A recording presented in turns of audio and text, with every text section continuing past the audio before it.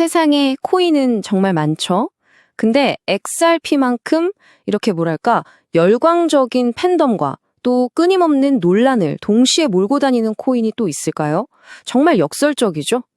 오늘은 바로 이 XRP를 둘러싼 수수께끼 같은 상황들, 그리고 거의 예언에 가까운 미래 전망까지 한번 속 시원하게 파헤쳐 보겠습니다. 자, 바로 이게 오늘 우리가 풀어야 할 가장 큰 질문입니다. 아니, 왜 이렇게 많은 사람들이 XRP에 열광하는데 동시에 또 이렇게 끊임없이 의심과 논란에 휩싸이는 걸까요? 정말 이상하잖아요. 오늘 그 답을 한번 같이 찾아가 보시죠. 우선 첫 번째로 아마 많은 분들이 가장 답답해하실 부분이죠. 바로 XRP의 가격 역설입니다. 아니, 분명히 좋은 소식은 계속 나오는데 왜 가격은 영 힘을 못 쓰는 것처럼 보일까요? 도대체 뭐가 문제일까요? 네, 바로 이겁니다. 진짜 몇 년을 끌어온 지긋지긋한 SEC 소송에서 사실상 이겼잖아요. 모두가 이제 족쇄가 풀렸다고 생각했는데 웬걸요? 가격은 오히려 중요한 지지선 밑으로 똑 떨어지는 정말 이해하기 힘든 움직임을 보여주고 있죠. 그런데 말이죠. 어떤 분석가들은 이걸 보면서 전혀 다른 그림을 그리고 있습니다. 과거 2017년 차트 패턴을 보면서 지금 이 하락이 무려 6만 %가 넘는 어마어마한 폭등 직전에 나타나는 마지막 숨고르기, 마지막 개미털기일 수 있다는 거예요. 정말 만약에 이 패턴이 반복된다면요. 2025년 말이 되면 XRP 가격은 우리가 지금 상상도 못할 곳에 가 있을 거라는 거죠. 자, 이렇게 전망이 완전히 엇갈리는데 진짜 신호를 찾으려면 차트 너머를 봐야 합니다. 눈에 보이지 않는 데이터, 소위 말하는 고래들은 지금 이 순간 어떻게 움직이고 있는지 한번 깊숙이 들여다보겠습니다. 자, 두 번째 섹션입니다. 시장의 가장 큰 손들이죠. 바로 이 고래들이 보내는 아주 미묘하지만 강력한 신호들을 한번 같이 해석해 보시죠. 여기서부터 정말 흥미로워집니다. 완전히 상반된 움직임이 동시에 나타나고 있거든요. 한쪽에서는 리플 공동 창업자가 엄청난 물량을 시장에 던져요. 그럼 사람들은 불안하죠. 내부자가 파네? 무슨 문제 있나? 싶잖아요. 근데 바로 그 순간에 다른 고래들은 오히려 조용히 XRP를 사모으면서 지갑수를 늘려가고 있었다는 겁니다. 이거 대체 뭘까요? 그리고 전체적인 흐름을 보면 그림이 더 선명해져요. 이 차트가 바로 고래들의 매도 압력을 보여주는 건데요. 한번 보세요. 시간이 갈수록 파는 힘이 눈에 띄게 줄어들고 있죠? 그러니까 한두 명이 크게 던지는 게 뉴스에 나올지는 몰라도 전반적인 고래 집단은 이제 팔기보다는 오히려 매집하는 쪽으로 방향을 틀고 있다는 아주 강력한 신호일 수 있습니다. 긍정적인 신호는 이게 다가 아니에요. 사람들이 코인을 팔려면 보통 거래소 지갑에 두잖아요. 근데 거래소에 있는 XRP 물량이 계속 줄어들고 있어요. 이건 뭐다? 다들 개인 지갑으로 옮겨서 길게 보고 묻어두겠다는 뜻이죠.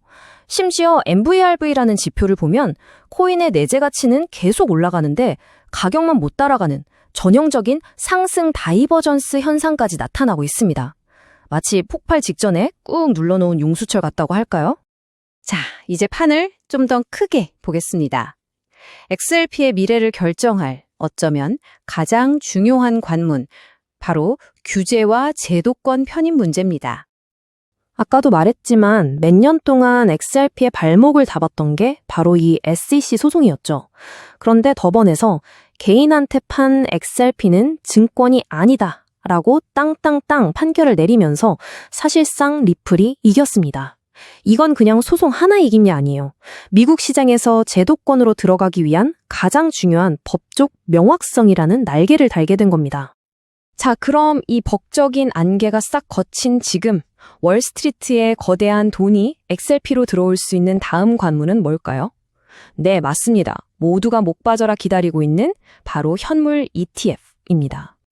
여기서 진짜 중요한 거 하나 짚고 가야 돼요. ETF라고 다 똑같은 ETF가 아닙니다. 우리가 기다리는 건 바로 1933년 법에 따른 현물 ETF예요. 이게 왜 게임 체인저냐면 이 ETF는 펀드가 시장에서 진짜 XRP를 사서 보관해야만 하거든요. 그러니까 승인되는 순간 시장의 XRP를 그냥 진공청소기처럼 빨아들이는 엄청난 매수세가 들어온다는 뜻입니다. 그냥 가격만 따라가는 선물 ETF랑은 차원이 다른 얘기죠. 그런데 말이죠. 시장 분석가들이 이 게임 체인저 현물 ETF의 승인 가능성을 무려 98%로 보고 있습니다. 98%요? 최근에 미국 정부 셧다운이니 뭐니 해서 일정이 좀 늦어지긴 했지만 전문가들 대부분은 승인이 되냐 안 되냐의 문제가 아니라 언제 되느냐의 시간 문제라고 보고 있는 겁니다.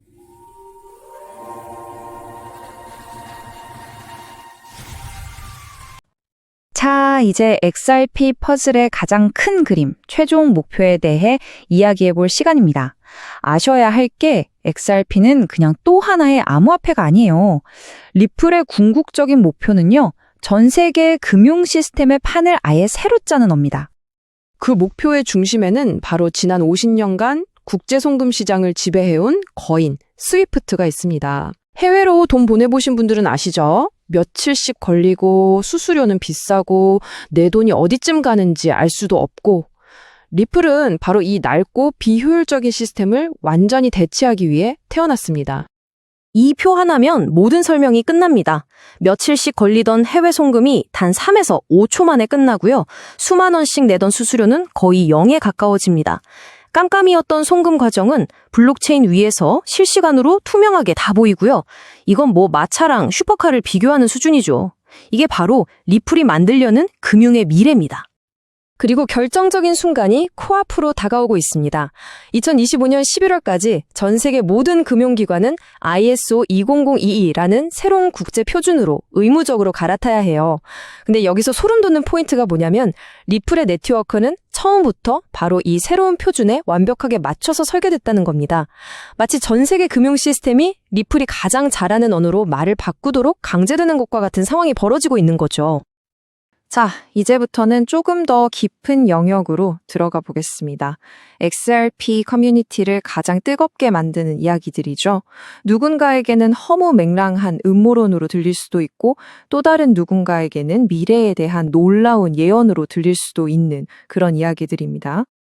XRP 커뮤니티에서 가장 유명한 썰이죠. SEC가 리플을 공격한 게 사실은 공격이 아니었다는 겁니다.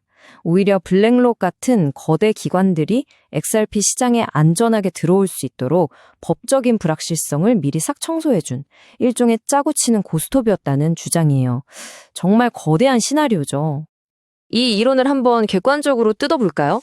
이론을 믿는 쪽에서는 봐라, 리플이랑 블랙록 둘 다 자산 토큰화라는 똑같은 미래를 보고 있다. 소송 덕분에 기관들이 들어올 명분이 완벽해졌다고 주장합니다. 반면에 팩트를 보면 이 소송은 지금 위원장이 아니라 전임 위원장 시절에 시작됐고 둘 사이에 공식적인 파트너십이 발표된 적은 한 번도 없죠. 여러 정황들을 연결해서 만들어진 이야기인데 판단은 여러분 각자의 몫입니다. 블랙록 이론보다 한 발 더 나아가면 훨씬 더 거대한 이야기가 나옵니다. 바로 퀀텀 금융 시스템, QFS 이론인데요.